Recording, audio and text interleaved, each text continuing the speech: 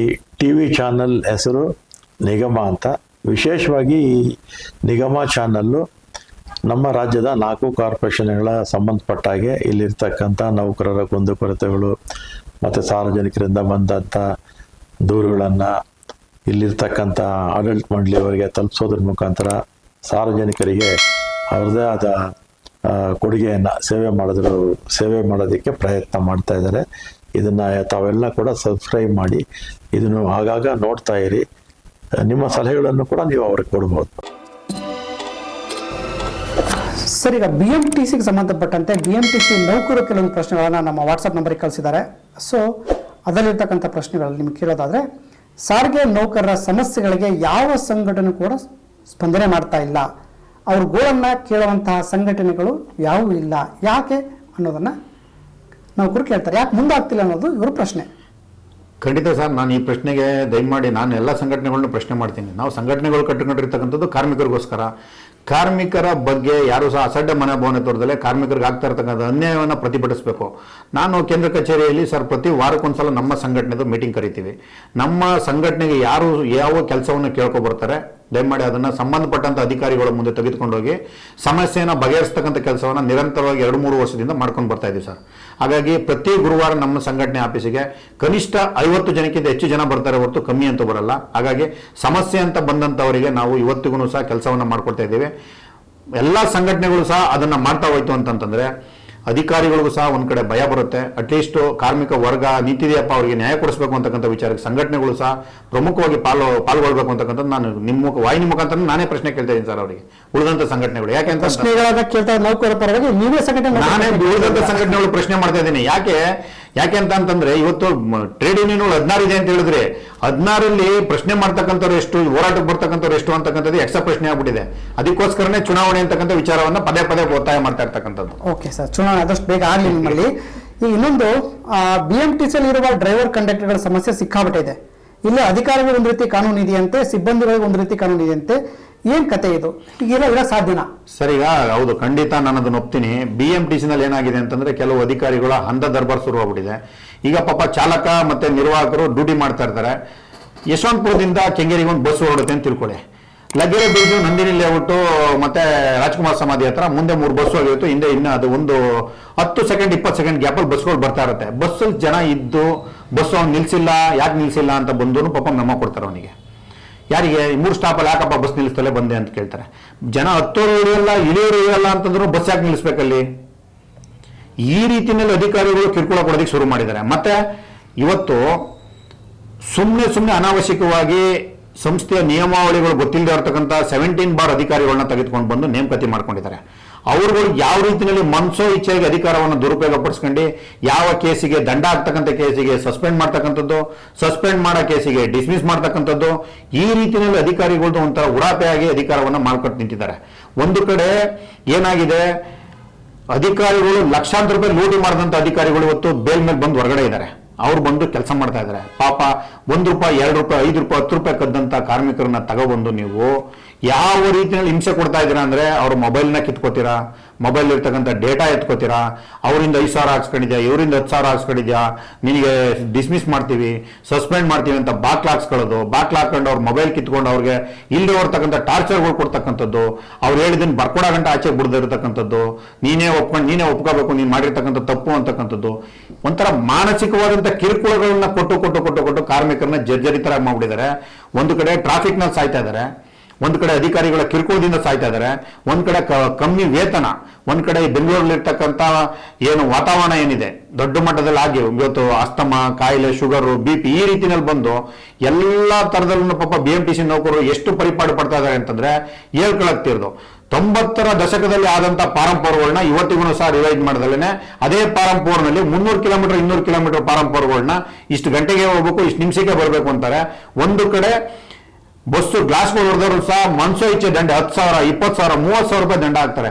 3 lakh 4 lakh kilometre ಓಡಿರ್ತಕ್ಕಂಥ ಬಸ್ಸಿನ main clause ಹೊಡೆದ್ರೆ 10,000 15,000 ರೂಪಾಯಿ ಆಗ್ತಕ್ಕಂಥ ಪ್ರವೃತ್ತಿಯನ್ನು ಉಳಿಸ್ಕೊಂಡಿರ್ತಕ್ಕಂಥ ಡಿಪೋ ಮೇಂಜರ್ಗಳು, ಅವರಿಗೆ ಡಿಪೋ ಮೇಂಜರ್ ಆಗ್ತಕ್ಕಂಥ ಅರ್ಹತೆ ಇಲ್ಲದೆ ಹೋದ್ರೂ ಸಹ 17/1 ನೇಮಕಾತಿ ಮಾಡಿ ಡಿಪೋಗಳಲ್ಲಿ ತೆಗೆದುಕೊಂಡು ಕುಣಿಸಿರ್ತಕ್ಕಂಥದ್ದು.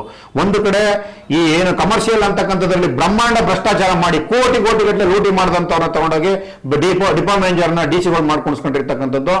BMTC ಅಂತಂದ್ರೆ ಭ್ರಷ್ಟಾಚಾರದ ಕೂಪ ಆಗ್ಬಿಟ್ಟಿದೆ. ಪ್ರತಿ ಒಂದು ಕಡೆನೂ ಭ್ರಷ್ಟಾಚಾರ ಭ್ರಷ್ಟಾಚಾರ ಭ್ರಷ್ಟಾಚಾರ. ಯಾವ ಅಧಿಕಾರಿಗಳು ಏಳು ಎಗ್ಗಿಲ್ದಂಗೆ. ಉದಾಹರಣೆ ಇವಾಗ ನಮ್ಮಲ್ಲಿ ಪಾಪ ಒಬ್ರು SND ಸಾಹೇಬರು ಬಂದಿದ್ದಾರೆ. ಅವ್ರು ಬಂದ ಮೇಲೆ ಸ್ವಲ್ಪ ಎಲ್ಲರಿಗೂ ಸ್ವಲ್ಪ ಭಯ ಬಂದು ಸ್ವಲ್ಪ ಕೆಲಸಗಳನ್ನ ಕಳ್ತನ ಮಾಡಿದ್ರೆ ಸ್ವಲ್ಪ ಕಮ್ಮಿ ಮಾಡ್ಕೊತಾ ಹೋಗ್ತಾ ಇದ್ದಾರೆ. ಎಲ್ಲಿ ಸಿಗಾಕತ್ತೀವಿ ಅವ್ರ ಕೈಲಿ, ಎಲ್ಲಿ ನಾವು ಇವ್ರ ಹತ್ರ ಸಿಗಾಕೊಂಡು ಮತ್ತೆ ಸಸ್ಪೆಂಡ್ ಡಿಸ್ಮಿಸ್ಗಳು ಆಗ್ಬೇಕು ಅಂತಂದ್ರೆ. ಆದ್ರೆ ಕಾರ್ಮಿಕರ ಮೇಲೆ ನಡೀತಾ ಇರ್ತಕ್ಕಂಥ ಕಿರುಕುಳ ಇದೆಯಲ್ಲ, ದೊಡ್ಡ ಮಟ್ಟದಲ್ಲಿ ಅಧಿಕಾರಿ ವರ್ಗದಿಂದ ದಿನನಿತ್ಯ ಜಿಗಣೆಗಳ ತರ ರಕ್ತ ಇರ್ದಂಗೆ ಇರ್ತಾ ಇದ್ದಾರೆ. ನಾನು ಮನವಿ ಮಾಡ್ತೀನಿ ಯಾರಿಗೆ, ವ್ಯವಸ್ಥಾಪನೆ ಸಭೆಗೆ, ಮಾನ್ಯ SND ಸಾಹೇಬರಿಗೆ, ದಯಮಾಡಿ ಪಾರಂಪರ್ಗಳನ್ನ ರಿವೈಂಡ್ ಮಾಡಿ. 8 ಅವರ್ ಇವತ್ತು ಬೆಂಗಳೂರು BMTC ಒಳಗಡೆ ಡ್ಯೂಟಿ ಮಾಡ್ತಕ್ಕಂಥ ಕಷ್ಟ ಏನು ಅಂತಕ್ಕಂಥದ್ದು ಒಬ್ಬ ಕಾರ್ಮಿಕರನ್ನ ಕೇಳಿ. ಯಾಕೆ ಸುಮ್ಮನೆ ಹೋಗ್ತಾ ಇರ್ತಕ್ಕಂಥವ್ರಿಗೆ ಸಾರ್ಥಿ ಇರೋ ಅಡ್ಡ ಹಾಕೊಂಡು ಕೇಸ್ ಬರೀತಕ್ಕಂಥದ್ದು. ಮತ್ತೆ ಫೋನ್ ನೋಡ್ದಾಗ ಫೋನ್ ಪಾಪ ಅವನೇನೋ ಎಲ್ಲೋ ಹಿಂದ್ಗಡೆ ನೋಡಿರ್ತಾನೆ, 4-5 ಸ್ಟಾಪ್ ಹಿಂದೆ ಸ್ಟಾರ್ಟ್ ಮಾಡಿದಾಗ ಬಂದು ಉದ್ದೇಶಪೂರ್ವಕವಾಗಿ ಇವಾಗ ತಾನೇ ನೋಡಿದ್ಯಾ ಅಂತಕ್ಕಂಥ ಕೇಸ್ ಬರೀತಕ್ಕಂಥದ್ದು, ಅವ್ರನ್ನ ಏಕಾಏಕಿ ಸಸ್ಪೆಂಡ್ ಮಾಡ್ತಕ್ಕಂಥದ್ದು. ಅಧಿಕಾರ ಅಂತಕ್ಕಂಥದ್ದು ಏನಾಗಿದೆ, ಮನಪಲಿ ಆಗೋಗಿದೆ. ಇವ್ರು ಇಷ್ಟ ಬಂದಂಗೆ ಯಾರು ಹೇಳೋರಿಲ್ಲ ಕೇಳೋರಿಲ್ಲ. ಯಾವ ಅಧ್ಯಕ್ಷರು ತಗೊಂಡೋಗಿ ಇದ್ರ ವಿಚಾರವಾಗಿ ಹೇಳಿದ್ರು ಸಹ ಅವ್ರನ್ನ ಆಯ್ತಪ್ಪ ನೋಡ್ತೀನಿ ಅಂತಂತಾರೆ ಹೊರತು ಅಧಿಕಾರಿಗಳನ್ನ ಕರೆದು ಯಾಕೆ ಈ ರೀತಿ ನಡ್ಕೊತಾ ಇದ್ದೀರಾ, ಕಾರ್ಮಿಕ ವರ್ಗ ಬಂದು ನಮ್ಮ ಹತ್ರ ಸಂಘಟನೆಗಳು ಬಂದು ಕಂಪ್ಲೇಂಟ್ ಮಾಡ್ತಾ ಇದ್ದಾರೆ, ನೀವು ಯಾಕೆ ಇಷ್ಟೊಂದು ಅವರನ್ನ ತುಚ್ಛವಾಗಿ ನಡೆಸ್ಕೊತಾ ಇದ್ದೀರಾ ಅಂತಕ್ಕಂಥದ್ದನ್ನ ಹೇಳಿಲ್ಲ. ಅದೇ ಮೂಲಭೂತ ಸಮಸ್ಯೆಗಳ ಬಗ್ಗೆ ಕೇಳಿದ್ರೆ ಅಧಿಕಾರಿಗಳು, ಒಬ್ರು ತುಟಿಕ್ ಬಿಡಕ್ ಅನ್ನಲ್ಲ, ಸರ್ ಬಾತ್ರೂಮ್ ಸರಿ ಇಲ್ಲ, ಕುಡಿಯಕ್ ನೀರು ಬರ್ತಾ ಇಲ್ಲ, ಮಲ್ಕೊಳಕ್ ಜಾಗ ಕುಡಿ ಅಂತಂದ್ರೆ ಆಗಲ್ಲ. ಅದೇ ಸಸ್ಪೆಂಡ್ ಮಾಡಿ ಕೇಸ್ ಬರೀರಿ, ಬಸ್ ಎಲ್ಲಿ ತಿರುಗಿಸ್ತೆ ಅಲ್ಲೋ ಕೇಸ್ ಬರೀರಿ, 5 ನಿಮಿಷ 10 ನಿಮಿಷಕ್ಕೆಲ್ಲ ಸಸ್ಪೆಂಡು.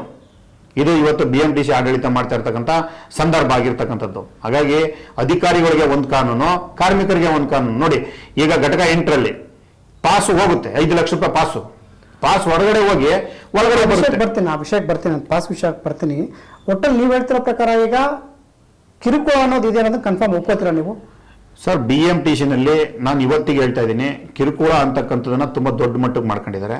ಎಂಪ್ಲಾಯೀಸ್ ಸಂಖ್ಯೆನೂ ಕಮ್ಮಿ ಇದೆ, ಕಿಲೋಮೀಟರ್ ಮಾಡಿಸ್ಬೇಕು. 22 ದಿನ ಅಟೆಂಡೆನ್ಸ್ ಮಾಡಿ CND ಪ್ರಕಾರ 22 ದಿನ ಡ್ಯೂಟಿ ಮಾಡಿದ್ರೆ 4 ವೀಕ್ಲಿ ಆಗಿ ಬರುತ್ತೆ, ನಂಗೆ 4 ದಿನ ರಜಾ ಸಿಗುತ್ತೆ. ಬೇರೆ ಇತರ ರಜೆಗಳನ್ನ ತೆಗೆದುಕೊಂಡು 8 ಅವರ್ ಡ್ಯೂಟಿ ಮಾಡಬೇಕು ಅಂದ್ರೆ ಅವ್ನು ಉತ್ತಮವಾದಂಥ ಕರ್ತವ್ಯ ನಿರ್ವಹಿಸಬೇಕಂದ್ರೆ ಫಿಸಿಕಲಿ ಫಿಟ್ ಇರಬೇಕು, ಮಾನಸಿಕವಾಗಿ ಅವನು ಗಟ್ಟಿತನ ಇರಬೇಕು.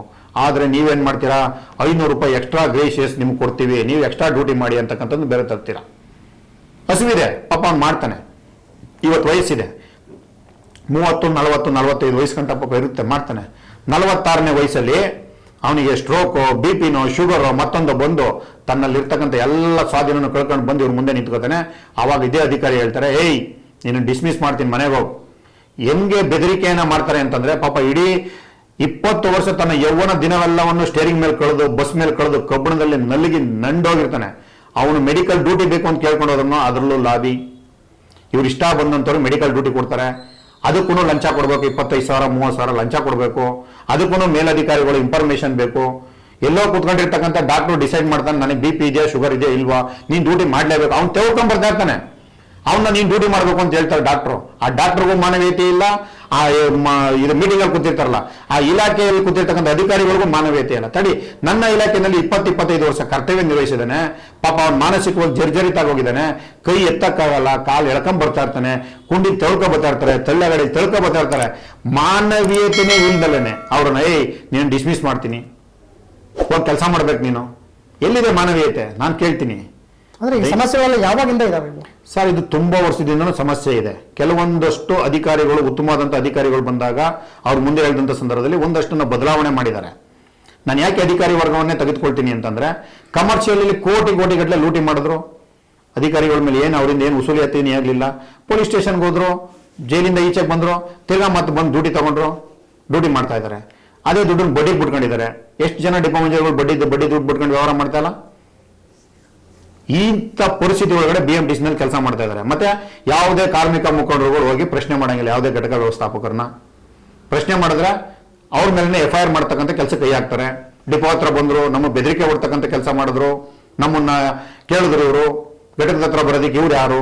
ಅಲ್ಲ, ಸಂಘಟನೆಗಳು ನೀವು ಕೇಳಬೇಕಾದ ರೈಟ್ಸ್ ಇದೆ, ಓಕೆ ಕೇಳ್ತೀರಾ. ಆದ್ರೆ ಒಬ್ಬೊಬ್ಬರು ಹೋದಕ್ಕಿಂತ ನೀವು ಸಂಘಟನೆಗಳು ಯಾಕೆ ಸಂಘಟನೆ ಇದ್ದಾಗ ಅದು ಯಾವುದೇ ಸಂಘಟನೆ ಆಗಲಿ, ಈಗ ನೀವೀಗ ಬಂದಿರೋಂಥ ಸಂಘಟನೆ ಮುಂಚೆ ಇದ್ದಂತಹ ಸಂಘಟನೆಗಳು ಯಾಕೆ ಇದನ್ನ ಕೇಳ್ತಾ ಇಲ್ಲ? ಸರ್, ಅದೇ ವೈಫಲ್ಯತೆಯಿಂದನೇ ಈ ಅಧಿಕಾರಿಗಳಲ್ಲಿ ಇರ್ತಕ್ಕಂಥ ದರ್ಪ ದೌರ್ಜನ್ಯಗಳು ಜಾಸ್ತಿ ಆಗಿರ್ತಕ್ಕಂಥದ್ದು. ಹಿಂದೆ ಇದ್ದಂಥ ಸಂಘಟನೆಗಳು ಎಲ್ಲವನ್ನು ಖಂಡನೀಯವಾಗಿ ಮಾಡ್ಕೋತಾ ಬಂದಿದ್ದಾರೆ. ಯಾವಾಗ ಸಂಘಟನೆಗಳು ಅಧಿಕಾರಿಗಳನ್ನ ಪ್ರಶ್ನೆ ಮಾಡಲಿಲ್ಲ, ನಿಧಾನಕ್ಕೆ ಗುಂಪಿನ ತಗೊಂಡು ಚುಚ್ಚಿದವ್ರಿಗೆ ಇಂಜೆಕ್ಷನ್ ತಗೊಂಡು ಚುಚ್ಚೋದಕ್ಕೆ ಶುರು ಮಾಡಿದ್ದಾರೆ. ಗುಂಪಿನ ರಕ್ತ ಇರ್ಕೋತಾ ಇದ್ರು ಫಸ್ಟು, ಈಗ ಹಂಗಲ್ಲ, ಇಂಜೆಕ್ಷನ್ ತಗೊಂಡು ಇಂಜೆಕ್ಟ್ ಮಾಡ್ಕೋತಾ ಇದ್ದಾರೆ. ಎಷ್ಟು ಸಾಧ್ಯನೋ ಒಬ್ಬ ಕಾರ್ಮಿಕನಿಂದ ಅಷ್ಟು ರಕ್ತವನ್ನ ಎಳೆದು ಅವನ್ನ ಜೀವಂತ ಶವವಾಗಿ ಇವರು ಸರ್ವನಾಶ ಮಾಡ್ಬಿಡ್ಬೇಕು ಅಂತಕ್ಕಂಥ ಲೆಕ್ಕಾಚಾರದಲ್ಲಿ ಬಂದು ಕೂತಿದ್ದಾರೆ ಇವತ್ತು. ನಾನು ಯಾಕೆ ಇಷ್ಟೊಂದು ಆಕ್ರೋಶವಾಗಿ ಹೇಳ್ತಿದ್ದೀನಿ ಅಂತಂದ್ರೆ, ಮಾನವೀಯತೆ ಅಂತಕ್ಕಂಥದ್ದೇ ಇಲ್ಲದೆ ಇರತಕ್ಕಂಥದ್ದು. ಒಬ್ಬೊಬ್ಬನಿಗೆ 3-4 ಕೋಟಿ ಎತ್ತಿಸ್ತಾರೆ. ಅವನ ಪರಿಸ್ಥಿತಿ ಏನಾಗಬೇಕು? ಕೈಕಾಲ ಸ್ವಾಧೀನ ಇರುತ್ತಾ? ಶಕ್ತಿ ಇರುತ್ತಾ? ನಮ್ಮ ಗೌರವಾಧ್ಯಕ್ಷ ಭಾಸ್ಕರ್ ರಾವ್ ಒಂದು ಮಾತು ಹೇಳ್ತಿದ್ರು. ಹಿಂದೆ KSRTC ಇದ್ದಾಗ ನಾನು ಓಲ್ವಾ ಗಾಡಿಗಳು ಡ್ರೈವರ್ಗಳು ಇರ್ತಾರಲ್ಲ, ಅವ್ರು ಏರ್ಪೋರ್ಟ್ ಡ್ರೈವರ್ಗಳ ಥರ ಶಿಸ್ತಾಗಿರ್ಬೇಕು ಅಂತೇಳಿ ಶೌಚಾಲಯಗಳು ಮತ್ತು ಅವ್ರ ಮಲಗೋದಕ್ಕೆ ಬೆಡ್ಡಿನ ವ್ಯವಸ್ಥೆ, ನೀರಿನ ವ್ಯವಸ್ಥೆ, ಮತ್ತೆ ಅವ್ರಿಗೆ ಯೋಗ ಮಾಡಿಸೋದಿಕ್ಕೆ, ಈ ಥರದಲ್ಲಿ ಒಬ್ಬ ಡ್ರೈವರ್ ಸದೃಢವಾಗಿ BMTC ಇರಬೇಕು ಅಂತಂದ್ರೆ ಅವನಿಗೆ ಎಲ್ಲ ರೀತಿಯಲ್ಲೂ ಫೆಸಿಲಿಟಿ ಕೊಡಬೇಕಾದ್ದು ಆದ್ಯ ಕರ್ತವ್ಯ ಸಂಸ್ಥೆದು. ನೀವು ಕುಡಿಯೋ ನೀರನ್ನೇ ಕೊಡಲ್ಲ, ಬಾತ್ರೂಮ್ ನೀರೇ ಚೆನ್ನಾಗಿರಲ್ಲ, ಬಾತ್ರೂಮ್ಗಳು ಮುರಿದು ನಿಂತಿದೆ, ಕುಡಿಯೋ ನೀರಿನ ಸಮಸ್ಯೆ ಇದೆ, ಘಟಕದಲ್ಲಿ ಬಟ್ಟೆ ಚೇಂಜ್ ಮಾಡ್ಕೊಳ್ಳೋ ರೂಮ್ ಇಲ್ಲ. ವ್ಯವಸ್ಥೆ ಅವ್ಯವಸ್ಥೆ ಬಗ್ಗೆ ಮತ್ತೆ ಮಾತಾಡೋಣ, ವಿಷಯ ಮತ್ತೆ ತಗೋತೀವಿ, ಅದು ಸಪರೇಟ್ ಆಗಿದೆ ನಿಮಗೆ. ಈಗ ಬಸ್ ಪಾಸ್ಗಳ ದುರುಪಯೋಗ ಆಗ್ತಿದೆ, ಡೂಪ್ಲಿಕೇಟ್ ಆಗ್ತಿದೆ ಅನ್ನೋ ವಿಷಯ ಪದೇ ಪದೇ ಕೇಳ್ತಾನೆ ಬರ್ತಾ ಇದೆ. ಸುಮಾರು ಘಟನೆಗಳು, ಸುಮಾರು ಪ್ರಕರಣಗಳು ಬರ್ತಾ ಇದೆ. ಇದರಲ್ಲಿ ಕಂಡಕ್ಟರ್ ಬಲಿ ಆಗ್ತಾ ಇದ್ದಾನೆ ಜಾಸ್ತಿ, ಅಂದ್ರೆ ನಾವು ಬಲಿ ಆಗ್ತಾ ಇದೀವಿ ಸರ್ ಅಂತ ಕೇಳ್ತಾ ಇದ್ದಾರೆ. ಇದು ಕತೆ ಏನಾಗ್ತಿದೆ ಇಲ್ಲಿ? ನಿಮ್ ಗಮನ, ಸಂಘಟನೆ ಗಮನಕ್ಕೆ ಬಂದಿಲ್ಲ ಸರ್? ಈಗ ನಮ್ಮ ಗಮನಕ್ಕೆ ಬಂದಂತ ವಿಚಾರ ನಾನು ಹೇಳ್ತೀನಿ. ಇತ್ತೀಚಿನ ದಿನಗಳಲ್ಲಿ ಸುಮ್ನಹಳ್ಳಿ ಡಿಪೋದಲ್ಲಿ ಒಬ್ರು 2.5 ಲಕ್ಷ ದುರುಪಯೋಗ ಪಡಿಸ್ಕೊಂಡಿದ್ರು. ಘಟಕ 35ರಲ್ಲಿ ಒಬ್ರು 1.5 ಲಕ್ಷ ದುರುಪಯೋಗ ಪಡಿಸ್ಕೊಂಡಿದ್ರು. ಈಗ ಮೊನ್ನೆ ತಾನೇ ರೀಸೆಂಟ್ ಆಗಿ 8ನೇ ಡಿಪೋದಲ್ಲಿ 26 ಡಿಪೋ ಕಡೆಯಿಂದ 5 ಲಕ್ಷ ದುರುಪಯೋಗ ಆಗಿದೆ. ಮಂತ್ಲಿ ಪಾಸನ್ನ ಇವರು ಎಲ್ಲೆಂದ್ರಲ್ಲಿ ಮಾರಿಸಿ ದುಡ್ಡನ್ನ ಎತ್ಕೊಂಡಿದ್ರು ಅಂತಕ್ಕಂಥ ಒಂದು ಮಾಹಿತಿ. ಎರಡನೇದೇನೋ ತಗೊಬಂದ ಮೇಲೆ ಕಟ್ಟಿದ್ದಾರೆ ಅಂತೇಳಿ. ಇನ್ನಿಲ್ಲ, ಔಟ್ ಇಲ್ಲ, ಪಾಸ್ ಒಳಗಡೆ ಬಂದಿರೋದಕ್ಕೆ ಇನ್ನಿಲ್ಲ, ಹೊರಗಡೆ ಹೋಗೋದಕ್ಕೆ ಇದಿಲ್ಲ. ಅಂದ್ರೆ ಇದೇನು ಅಧಿಕೃತ ಪಾಸ್ಗಳ, ಅನಧಿಕೃತ ಪಾಸ್? ಅಧಿಕೃತ ಪಾಸ್ಗಳು, ಅನಧಿಕೃತ ಪಾಸ್ಗಳು ಅಂತಕ್ಕಂಥದ್ದು ತನಿಖೆ ನಡೀತಾ ಇದೆ. ನಾವು ಇವತ್ತಿನ ನಮ್ಮ SND ಸಾಹೇಬರ ಗಮನಕ್ಕೆ ತಗೊಬಂದಿದ್ದೇವೆ. ಸರ್, ಉನ್ನತ ಮಟ್ಟದ ತನಿಖೆ ಆಗಬೇಕು. ಈ ತನಿಖೆಯಲ್ಲಿ ಯಾರ್ಯಾರು ತಪ್ಪಿತಸ್ಥರಿದ್ದಾರೆ ಇವ್ರ ಮೇಲೆ ಕ್ರಮ ಆಗಬೇಕು. ಮತ್ತೆ ಈ ವಿಚಾರದಲ್ಲಿ ಇನ್ನೂ ಒಂದು ವಿಚಾರ ಕ್ಲಿಯರಿಟಿ ಕೊಡ್ತೀನಿ. ಇವತ್ತಿನ ಘಟಕ ವ್ಯವಸ್ಥಾಪಕರು, ಇವತ್ತಿನ DC ಗಳು ಯಾವ ರೀತಿಯಲ್ಲಿದ್ದಾರೆ ಅಂತಂದ್ರೆ, ಆರಾಮಾಗಿ ಕಾರಲ್ಲಿ ಕುತ್ಕೊಂಡು ಹೋಗ್ತಕ್ಕಂಥದ್ದು ಡಿಪೋಗೆ, ಕಂಡಕ್ಟರ್ ಡ್ರೈವರ್ ಸಿಕ್ಕರೆ ಸಸ್ಪೆಂಡ್ ಡಿಸ್ಮಿಸ್ ಮಾಡ್ತಕ್ಕಂಥದ್ದಲ್ಲ ಸ್ವಾಮಿ ನಿಮ್ಮ ಕೆಲಸ.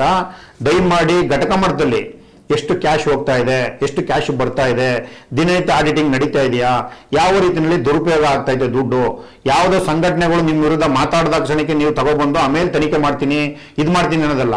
ನೀವು ಕರೆಕ್ಟಾಗಿ ಕೆಲಸ ಮಾಡದೇ ಇರೋದ್ರಿಂದ ವಿಭಾಗೀಯ ನಿಯಂತ್ರಣಗಳು ಇರ್ಬೋದು, DTO ಇರ್ಬೋದು, ಡಿಪೋ ಮ್ಯಾನೇಜರ್ ಇರ್ಬೋದು, ಇವ್ರ ಕೆಲಸ ಏನು? ಘಟಕದಲ್ಲಿ ಇವತ್ತೊಂದು 50 ಲಕ್ಷ ಕಲೆಕ್ಷನ್ ಬರುತ್ತೆ ಅಂತಂದ್ರೆ ಅದು ನಾಳೆ ಹೋಗಿದೆಯಾ, ಆಡಿಟ್ ಕಟ್ಟಿದಾರಾ, ಅಕೌಂಟ್ಸ್ ಆಫೀಸರ್ ಕೆಲಸನೇ ಅದಿರುತ್ತೆ. ಇವ್ರು ಯಾವುದು ಮಾಡಲ್ಲ. ಸೆಕ್ಯೂರಿಟಿ ಅವರು ತನಿಖೆ ಮಾಡಿ, ತನಿಖೆಯಲ್ಲಿ ಪ್ರೂವ್ ಆಯ್ತದೆ ಇವರು ಕಳ್ತನ ಮಾಡಿದ್ದಾರೆ ಅಂತ ಪ್ರೂವ್ ಆದ್ಮೇಲೆ ಇವರು ಒಬ್ಬನ ನೋಟಿಸ್ ಮಾಡಿ, ಯಾರೋ ಸಣ್ಣ ಪುಟ್ಟ ಒಬ್ಬನ ಹುಳನ ಹಿಡಿದು ಅವನ್ನ ಸಸ್ಪೆಂಡ್ ಮಾಡೋದು.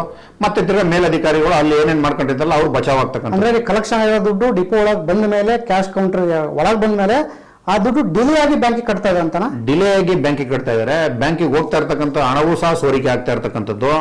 ಲಕ್ಷ ಸಾವಿರ ಗಟ್ಟಲೆ ಸೋರಿಕೆ ಆಗ್ತಾ ಇದೆ. ಇದು ಎಲ್ಲ ಡಿಪೋದಲ್ಲೂ ಸಹ ನಡೀತಾ ಇದೆ.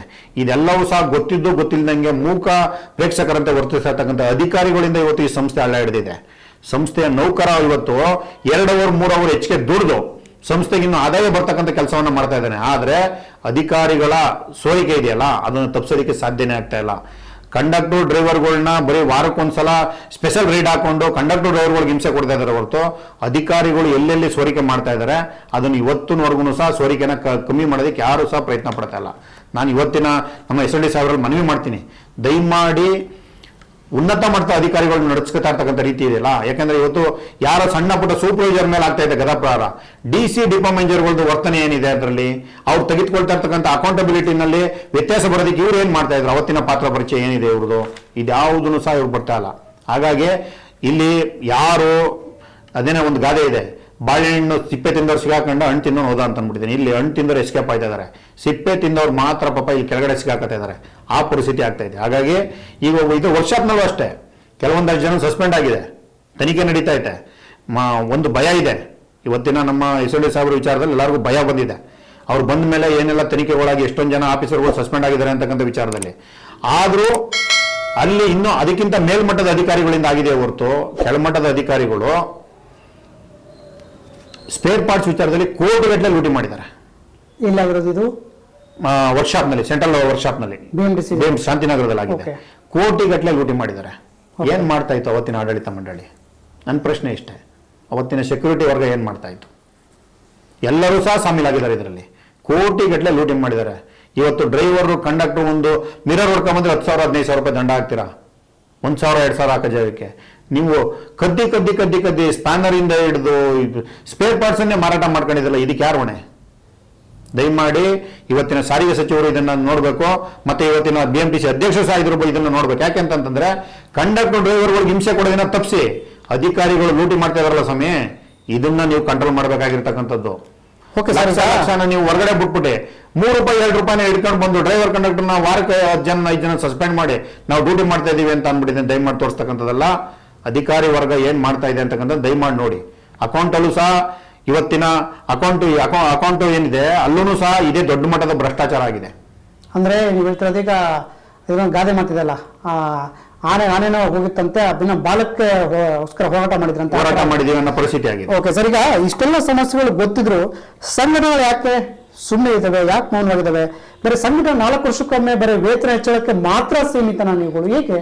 ಖಂಡಿತ ಸರ್, ನನಗೂ ಅದೇ ಎಕ್ಸ್ಟ್ರಾ ಪ್ರಶ್ನೆ ಕಾಡ್ತಾ ಇರುತ್ತೆ ಪ್ರತಿ ಬಾರಿನೂ. ಯಾಕೆ ಅಂತಂದ್ರೆ ಸಂಘಟನೆಗಳು ಇರ್ತಕ್ಕಂಥದ್ದೇ ಕಾರ್ಮಿಕ ವರ್ಗದ ದುಡಿಯುವ ಪರವಾಗಿ ಧ್ವನಿಯಾಗೋದಕ್ಕೆ ಹೊರತು ಯಾವುದೇ ಅಧಿಕಾರಿಗಳಿಗೆ ಜೈಕಾರ ಹಾಕೊಂಡು ಅವ್ರು ಮಾಡಿದ್ದೇನೆ ಸರಿ ಅಂತಕ್ಕಂಥ ವಿಚಾರಕ್ಕೆ ಹೋಗ್ಬೇಡಿ. ದಯಮಾಡಿ ಕಷ್ಟದಲ್ಲಿರ್ತಕ್ಕಂಥ ಕಾರ್ಮಿಕ ವರ್ಗದ ಪರವಾಗಿ ನಿಲ್ತಕ್ಕಂಥ ಕೆಲಸವನ್ನ ಮಾಡಿ ಅಂತ ಹೇಳಿ ನಾನು ಸಂಘಟನೆಗಳಲ್ಲಿ ಮನವಿ ಮಾಡ್ತೀನಿ ಸರ್. ಓಕೆ ಸರ್, ನೌಕರರ ಪ್ರಶ್ನೆಗಳಿಗೆ ನೀವು ಇಷ್ಟೊತ್ತು ಏನು ಉತ್ತರ ಕೊಟ್ಟಿದ್ರ, ತಮಗೆ ಧನ್ಯವಾದಗಳು. ಮತ್ತೆ ಮುಂದಿನ ಸಿಗೋಣ. ನಮಸ್ಕಾರ. ಥ್ಯಾಂಕ್ ಯು ಸರ್, ಧನ್ಯವಾದಗಳು.